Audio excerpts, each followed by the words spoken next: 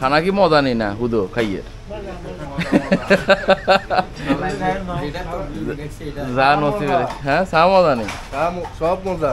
আচ্ছা ঠিক আছে আলহামদুলিল্লাহ। এবার তারা মজা মজা সিলার কিচ্ছা চাই। আমাদের পূর্বপুরুষেরাই এই জায়গা দিয়েছে এবং এর পূর্বপুরুষেরা এটা মাটির ঘর আসছিল প্রথমে। মাটির ঘর থেকে আবার আমার উদ্যোগে আমরা একটা বিল্ডিং করেছিলাম, এরপর বর্তমান সভাপতির উদ্যোগে এই মসজিদ। আসসালামু আলাইকুম, শুভ সকাল।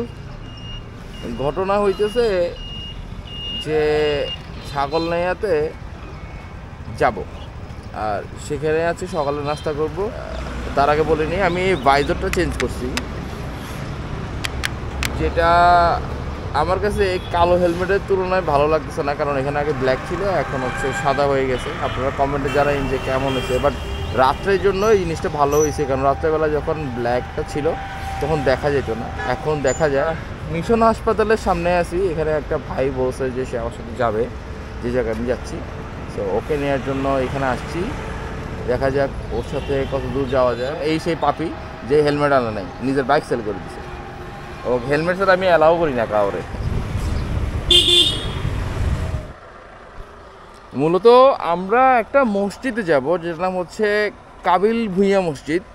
আমরা বাংলা বাজার হয়ে যাব, ছাগলনাইয়ার মূল বাজারে এখন চলে আসছি। আর এখানে যে মানুষটাকে নিয়ে আসছি সে বলছে সে তার নানু বাড়ির দিকে, বাট ওই কাবিলটা চিনে না, মানে ওই মসজিদটা সে চিনে না। এটা তোমার অপারগতা, ঠিক আছে? আচ্ছা, পরিচয় করে দিই। ও হচ্ছে যে আমার ছোট ভাই তাহমিদ।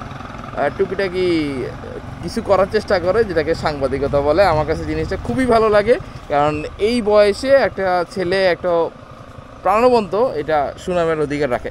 আচ্ছা, আমরা এখন জিজ্ঞাসা করব যে এখানে ভাইয়া, এখানে একটা কাবিল মসজিদ আছে না, ভুঁইয়া মসজিদ, ওইটা কোথায় যেতে হয়? থ্যাংক ইউ ভাইয়া, তাহলে কাছাকাছি আসছি। আচ্ছা, ধন্যবাদ ভাই। তো মোটামুটি কাছে চলে আসছি, যেটা আইডিয়া করছিলাম সেটাই। বেশিক্ষণ লাগবে না, 5 মিনিট লাগবে বলতেছে। আর এখানের অবস্থা দেখতে পাচ্ছেন, যদিও অনেক সুন্দর ছিল, বাট রাস্তা করার জন্য একটু ভাঙাচোরা হইতেছে। এটা সমস্যা না, বাট গাছগুলো আবার লাগালেই হয় আর কি। অতঃপর আমরা চলে আসছি কাবিল ভুঁইয়া জামে মসজিদে, যেটা আপনাকে খুঁজতে হলে একটু বেগ পেতে হবে যদি আপনি আগে এখানে না আসেন। আমার পিছনে যেটা দেখতেছেন এটাই হচ্ছে সেই কাঙ্ক্ষিত আমাদের ডেস্টিনেশন, যেখানে আমরা এখন চলে আসছি। আর এটা দেখতে অসাধারণ। সামনে দিয়ে হচ্ছে একটা পুকুর, যেটা হচ্ছে এইটা। পুকুরটাও সুন্দর, যে একটা মসজিদের সামনে পুকুর থাকবে, এটাই বাঞ্ছনীয় আমার মতে। এটার ইতিহাস সম্পর্কে জানতে চাই। এটা একদম খুব পুরনো মসজিদ না, বাট এখানে কিছু বৈশিষ্ট্য আছে, যেটা হচ্ছে এই মসজিদের মধ্যে একসাথে 500 জন, আমি যদি ভুল না করি 500 জন একসাথে জামাত আদায় করতে পারবে। আর এটা কাঁচ আর ইটের ঢালাই দিয়ে তৈরি, মানে একদম হচ্ছে যে আপনার ঢালাই পাথর দিয়ে তৈরি, ইট দিয়ে তেমন একটা করা হয় নাই। আর এটার ব্যয় সম্পর্কে যদি আপনি জানেন বা ধারণা নিতে চান, সেটা হচ্ছে 1,65,00,000 টাকা ব্যয়ে এই কাবিল ভুঁইয়া মসজিদটি নির্মাণ করা হয়। আর এটার যথারীতি যে অন্যান্য সেক্টর কে করছে, কবে করছে, কিভাবে করছে, এটার মধ্যে পরম্পরা হচ্ছে একটা ডিপেন্ড করে, কারণ এটা ভুঁইয়া বাড়ির আওতাধীন। ওনার নাম হচ্ছে হেলালুদ্দিন ভুঁইয়া। হেলালুদ্দিন ভুঁইয়া। আপনাদেরই তো এলাকার মসজিদ, এবং আপনি আমার নিজস্ব মসজিদ একদম। আলহামদুলিল্লাহ। তো এটা সম্পর্কে একটু শুনতে যাচ্ছি, যা যা জানেন বা যতটুকু জানাতে পারেন সবাই। এটা আমাদের পূর্বপুরুষেরাই এই জায়গা দিয়েছে এবং এর পূর্বপুরুষেরা এটা মাটির ঘর আসছিল প্রথমে। মাটির ঘর থেকে আবার আমার উদ্যোগে আমরা একটা বিল্ডিং করেছিলাম, এরপর বর্তমান সভাপতির উদ্যোগে এই মসজিদ নির্মিত হয়েছে, যেটা দেখেন একটা টেলিভিশন আকৃতির মসজিদ। সেটাই। হ্যাঁ, এই মসজিদটাতে আমাদের ইটের কোনো কাজ নাই, সম্পূর্ণ পাথরের ঢালাই এবং এই গ্রিলের কাজ কাছের। হ্যাঁ, একদম কাছের দেয়াল। আচ্ছা আচ্ছা, এটা কিন্তু ইটের কোনো দেয়াল নেই আমাদের কাছে। যাক আলহামদুলিল্লাহ, সুন্দর লাগতেছে। এটা সিদ্ধান্ত নিয়েছিল কত সালে? এটা সিদ্ধান্ত হয়েছে আমাদের প্রথমে সিদ্ধান্ত হয়েছিল 10 সালে, 2010 সালে। মানে আমরা একটা মসজিদ পুরানটা ভেঙে একটা নতুন মসজিদ করব। আচ্ছা, এটা উদ্যোগ নেওয়া হওয়ার 2023 সাল থেকে আমরা 19 সালে এটা আবার শুরু হয়েছে, 23 সালের মধ্যে আমরা শেষ করছি। এটা কতটুকু জায়গার মধ্যে হয়েছে আনুমানিক? 3 ডিসিম জায়গার মধ্যে আছে। আর কিছু কি আছে অজানা, যেটা আমরা জানি না সাধারণ মানুষ, আপনারা এখানকার মানুষজন জানেন? আমাদের কাজ এখনো বাকি আছে অনেকগুলা, যেটা আমাদের চারিদিকে একটা সুইমিং হওয়ার কথা ছিল। আমরা ফান্ডের কারণে সুইমিংটা করতে পারতেছি না। সামনে একটা ঘাট হ্যাঁ। না নামবে ওটা ওই গাছটার চারিদিকে একটা বৈঠকখানা থাকবে। ও ফাইন। এই বৈঠকখানার পরে একটা ঘাট নামবে। আচ্ছা ওইটা আমরা এখন ফান্ড আমরা নাই, আমরা কারণ এখন করতে আছি। আচ্ছা এই ফান্ডের কারণে আমরা ওগুলো করতে পারতেছি না। আচ্ছা, ইনশাল্লাহ হয়ে যাবে, ইনশাল্লাহ। এটা একটা মহৎ উদ্যোগ, আল্লাহর জন্য সবকিছু, আল্লাহকে খুশি করার জন্য হয়ে যাবে ইনশাল্লাহ। আচ্ছা ঠিক আছে, আসসালামু আলাইকুম।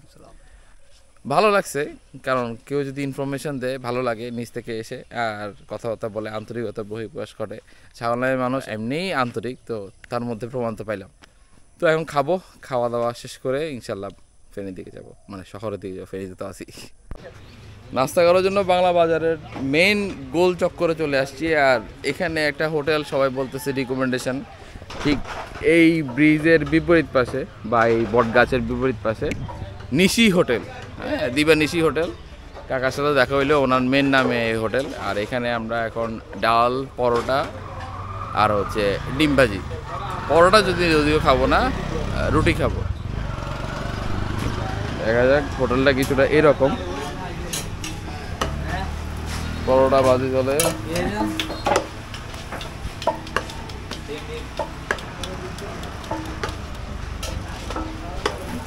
আর এখানে কারিগর সাহেব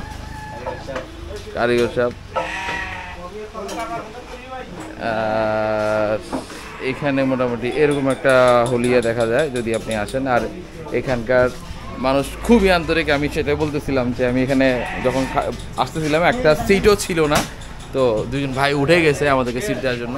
তো ওনার কাছে লোকালি এখানে খাওয়া দাওয়া করে। আমরা যখন বাইরে থেকে আসছি ওই জিনিসটার মর্যাদা দিচ্ছে, এই জিনিসটা খুব ভালো লাগছে। খানা কি মজা নেই না হুদো খাইয়ে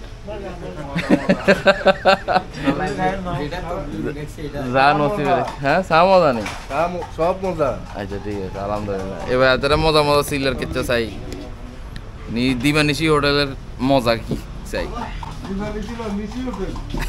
ওই নিশিরে দিবানিশি কই রে বাবু, ইচ্ছা করেন কা? আচ্ছা, এটা হইছে রুটি। রুটি কত করি আপনাকে এখানে?